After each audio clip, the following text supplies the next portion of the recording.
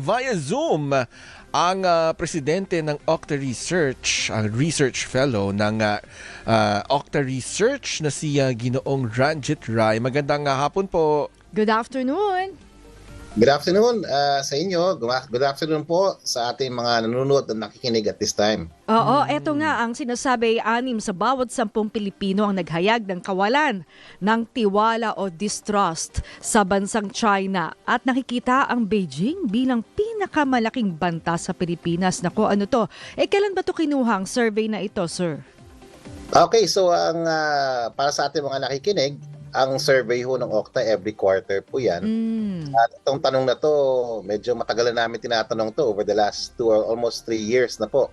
And every now and then, tinatanong namin in our quarterly reports, ano yung public perception tungkol or pananaw ng ating publiko sa bansang China.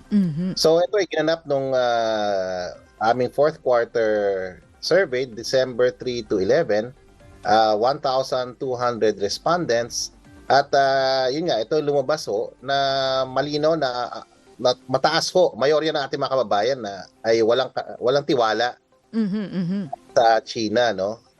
13% lang ang nagtitiwala.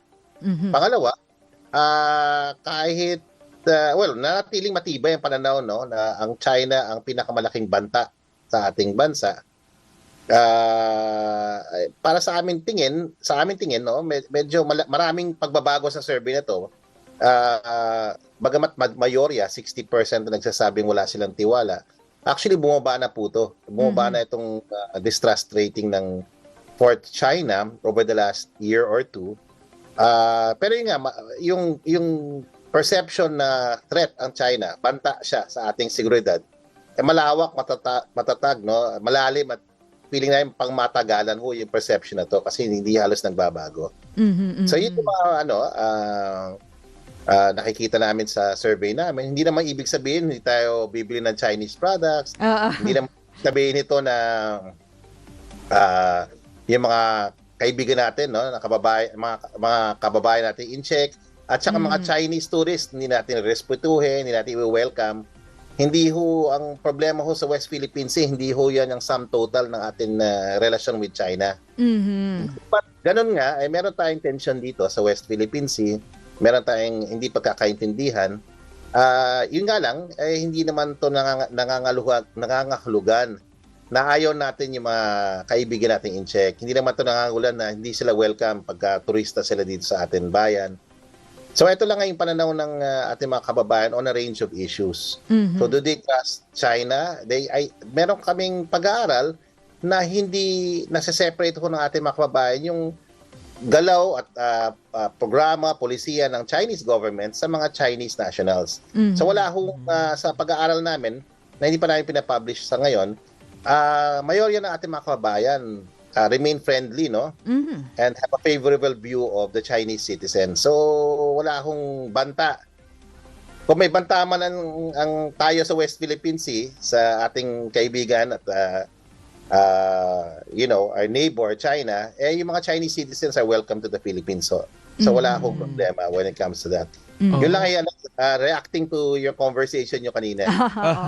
Pero Ginoong Ranjit, ano po yung nagtulak, no, para bumaba pa itong yung tiwala ng mga Pilipino sa mga Chinese? I think pag titingnan natin yung datos, actually from 90%, almost a high of 90%, bumaba na to 60%. So ibig sabihin, marami ang nagiging sinasabing ambivalent na. So actually nag-improve yung distrust rating, bumababa siya. Pero mayorya pa rin siya. In the fourth quarter, wala masyadong events kasi na masasabi mag-spark. Meron siguro, pero ang focus natin kasi yung corruption because of the flood control scandal. So pero hindi namin naiisip na mananatiling mababa to, lalo na ngayon may kontrobersya, no? Yun na nga. Ang mga opisyal natin, pati ang Chinese embassy, mukhang tataas na naman to kasi very volatile itong distrust, no? Ang nakikita namin, yung trust to China hindi masyado nagbabago. Nag-improve siya in 2025 pero hindi pa nga nagbabago, hindi naman tumataas. And yung issue na kung sino ang pinakamalaking banta sa ating bansa, Yun sa na nga, seguridad oo. ng bansa, nananatili po. Ang China, oo. Pero Yes, ang China. oo. Pero yun nga kasi sabi nyo, siguro yung yung distrust na ito, kawalan ng tiwala sa China ng mga Pinoy ay dahil nga sa mga bullying tactics sa West Philippine Sea. Pero Yeah. sabi nyo nga, medyo sensitive na issue na ang ngayon nga, tumawid siya. No? Nagkaroon nga ng word war sa pagitan ng Yes. ating mga opisyal, mga senador, pati na rin ng PCG, spokesperson Tariela, and Commodore Tariela, and yun nga, sa Chinese Embassy in Manila. Napupunta pa nga doon sa issue ng baka ideklara nga persona non grata yung ating mga opisyal sa China, at ito rin. Ang sinasabi ng DFA, sir, mukhang hindi na, kumbaga, ang pagdeklara ng persona non grata ay napakaseryoso, no hakbang na hindi naman dapat. So, anong tingin nyo yung, kumbaga, umabot sa opisyal natin, yung palitan? Dati naman hindi Halos parang medyo kung pwede lang, wag mag-react o kumbaga doon lang sa mga military natin ang reaksyon. Pero ngayon, umaabot na nga dito, sir. Anong tingin nyo? Medyo nag-escalate ho yung bangayan. Lalo naging mas matindi kasi pati Senado nagbigay na ng posisyon sa issue na to. Ako naman sana naman hindi umabot dun sa punto na hindi na maayos ng diplomasya, syempre. Of course, lahat naman tayo gusto natin may diplomatic solution sa problema na to. But I am with the national government na we have to assert our interest in the West Philippine Sea. We have to assert our rights, no, and affirm our democratic discourse here in the Philippines. Na dito kasi pwede tayo malaya tayo maghayag ng ating mga opinion And I think the problem is with the response of the Chinese embassy. In my view, I think it escalated. Pero kasi ang sinasabi lang, wolf tactics daw to. Ito daw nagiging mas aggressive yung embassy, no, nagpapakitang gilas. Pero negative ho yung reaction dito sa ating bayan, na escalate niya yung sitwasyon.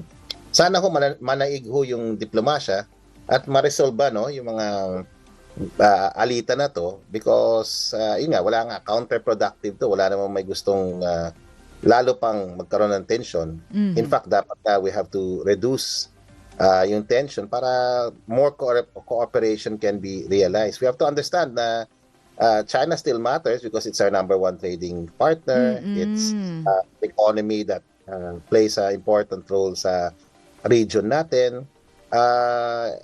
And we have long relationships, no, beyond the West Philippine Sea.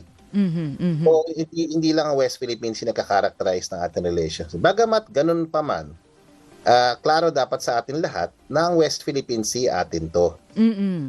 Na wala tayong concession pagdating dyan sa issue na yan. At dapat pinaglalaban ng bawat Pilipino ang karapatan niya dyan at interest ng ating bayan dyan sa issue ng West Philippine Sea. Dapat klaro tayo lahat dyan. As a peaceful nation, syempre, lagi natin, ang focus natin is diplomacy. Ang goal natin is to strengthen our economic and social relations. And to emphasize that the Philippines is open to all our neighbors. No? At just because they're Chinese, that doesn't mean Filipinos don't want them. In fact, wala ho sa surveys namin lumalabas. Nag-publish na ako ng journal article tungkol dito. Wala talaga ho. May minorya, pero majority of Filipinos are very open and friendly to our Chinese tourists and their neighbors. So wala ho talagang problema.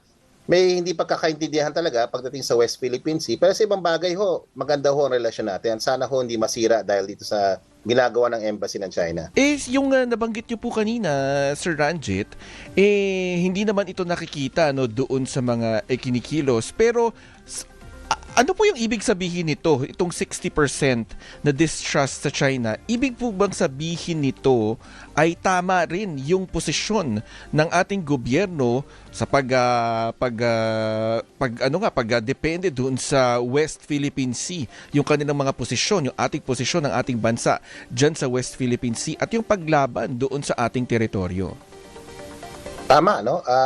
Hindi lang tama, sinusuportahan ng mayorya ng ating kababayan yung posisyon ng gobyerno na ipagtanggol, no, ang karapatan nating bilang isang bansa sa ilalim ng international law. Pero of course, ang punto hindi naman nangangahulugan naghahanap tayo ng gulo, no, or escalation. Pero you're correct. Majority of Filipinos support the government's position on the West Philippine Sea, and majority believe that the interests, no, of our country is being protected by the acts of our government. So malaki ho yung yung suporta based on our data ho. So ang tingin, hindi lang tama yung ating position sa West Philippines at sinusuportahan nila yung position ng gobyerno, sinusuportahan at they approve of the government actions as far as the West Philippine Sea is concerned. Sa tingin ng ating mga kababayan, pinagtatanggol nating gobyerno yung ating karapatan dyan. Although, syempre, marami sa kanila nagsasabi, dapat ito ang gawin. So, yung top 3 na sinasuggest ng atin mga kababayan, which is over 50%, na itong first 3 choices. Number 1 is really diplomatic, exhaust all diplomatic efforts, di ba? Para sa ating mga kababayan, ang issue ng West Philippines ay seryoso, pero kailangan itong harapin na kalmado, at ginagamit ang diplomasya. Pangalawa, more than 50% ang nagsasabi, kailangan nga natin expand yung military, no, yung troop at saka naval presence natin sa lugar. Yan na ho yung sinasabi ng mga kababayan natin in the surveys in the past, no? And third, of course, is to modernize, palakasin pa yung armed forces natin. So, alam mo yun, klaro sa ating mga, yung kababayan, yung kahalagahan ho ng pinaglalaban natin dito sa West Philippines at sinusuportahan nila yung administration, yung gobyerno sa laban na to. Pero Ginoong Regit, paano naman po yung ganyang sentimiento mula sa ating mga kababayan? Pero meron tayong mga kongresista, kagaya ni Congressman Kiko Barzaga, na may banat pa siya doon sa Philippine Coast Guard na nagbabantay doon sa ating teritoryo. At meron din pong mga senador na hindi pumirma para nga magkaroon ng sense of the Senate para kondinahin itong mga pronouncement mula sa Chinese Embassy dito sa Maynila. Siyempre, alam mo, we respect everybody's position on this issue. Para sa ibang senators, ayaw nila kasi padalos-dalos. Dapat malinaw at responsable ang ating mga aksyon kasi malaki nga yung implikasyon nito. Pero yung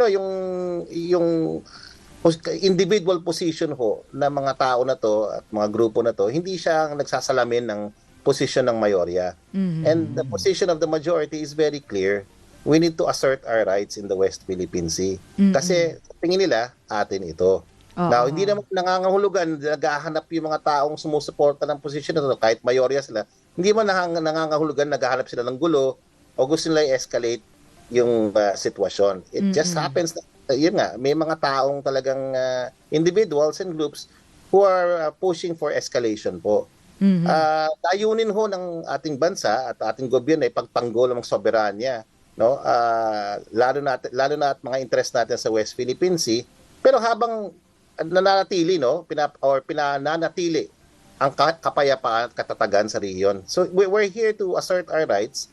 Pero we're also here to make sure that while we assert our rights peacefully and diplomatically, we do it with a long view na peace and prosperity do sa ating region. So hindi ho nangangahulugan pag pinaglalaban natin ang ating karapatan, gusto na natin manggulo. Lahat sinasabi na. Galit-galit na.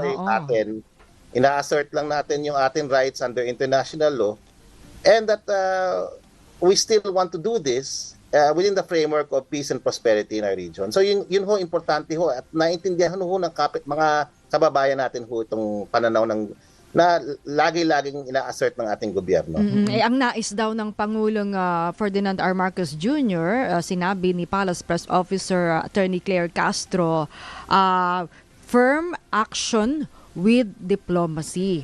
So, sa kabilang banda, parang dapat po bang mag-ingat-ingat din, no? Yung sino man, o lalo mga opisyal ng ating pamahalaan na magbitaw ng mga salita na makakasakit doon sa diplomasyang umiiral sa dalawang bansa. Well, yun nga, siyempre, alam mo naman, there are always diplomatic channels. There's a behavior that needs to be exercised, no? May mga mekanismo in place para hindi ma-escalate, no? Pero ang problema kasi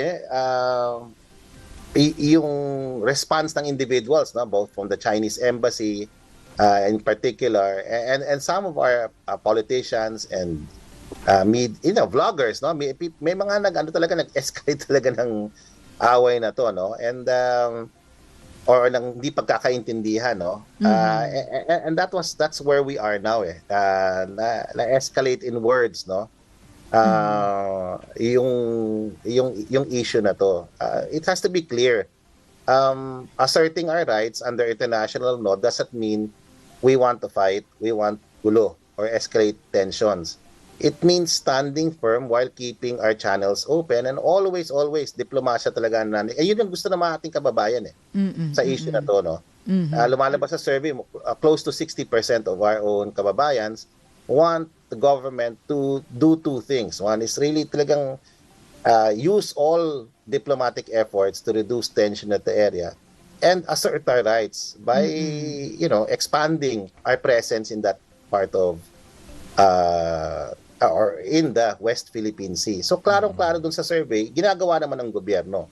Pero these things happen, na escalate dahil nga may mga ginagawa yung ibang mga actors to escalate it, no, to provoke conflict. And eto nga nangyayari, nagkakaroon ng miscommunication. And hopefully the DFA will clarify all of this. At pagka kumalma na ang sitwasyon, things will get better. Pero ang approach natin is dapat firm tayo in defending our rights. Kumbaga sa mag-asawa, peaceful tayo in managing disputes, pero firm tayo in defending our rights. Just because we're kind-hearted and we're peace-loving doesn't mean we let go of our interest in the West Philippine Sea. Klarong-klaro yan. I think sa pananaw ng ating mga kababayan, klarong-klarong issue na to.